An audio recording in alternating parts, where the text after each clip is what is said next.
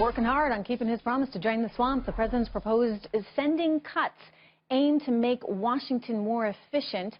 And these cuts include slashing the budget of the EPA, Environmental Protection Agency. Trump recently signed an executive order rolling back Obama-era environmental regulations that made it difficult for businesses to operate in the United States.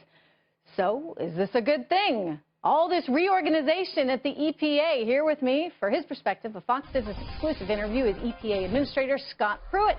Good to have you here. I can't imagine you're so popular among some of the rank and file right now at the EPA. You're talking about a real organizational shift, a shift in the mindset. How's that being received? Well, it's needed, I'll tell you. And I really like the way you put it, that the president's keeping his promises, because when you look the last 8 years, Washington has become so central, so consequential in the lives of farmers and ranchers, those that do oil and gas, those that are building the subdivisions across the country.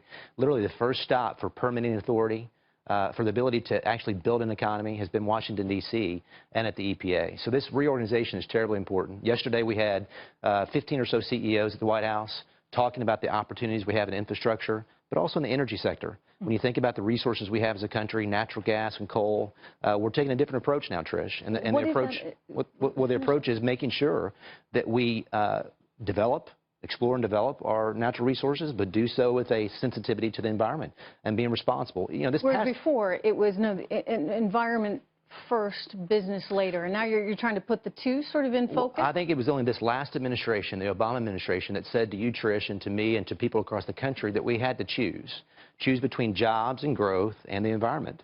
That's a false choice. You know, as a country, we've always been able to develop our economy, grow our economy, and take care of our natural resources. Since 1980, we've had a 65% reduction in those air pollutants that matter across the country, while at the same time growing our economy.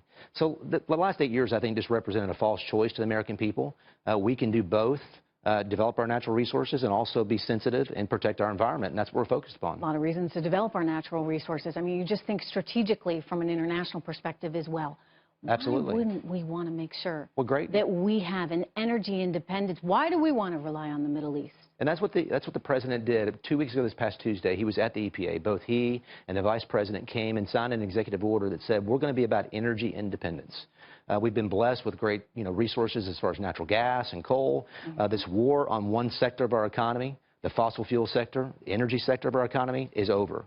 And we're going to come in and make sure that we regulate fairly, sensibly, with common sense, but also not engage in punitive action against those industries. You know, Scott, I talked to a lot of CEOs that told me, look, I want to invest in this, I want to invest in that, I want to create jobs, I want to create more factories. The problem is, I got the EPA breathing down my back every time I turn around. Are you going to change that while still being mindful that we got a great country and we got many great places and great resources, and we need to protect what's here too? I mean, those in industry, when we talk about regulatory overreach, sometimes people interpret that as being no regulation or absence of regulation. That's not what regulatory overreach really equals. What regulatory overreach equals is the Washington, D.C., the federal government using power, regulatory power, to pick winners and losers.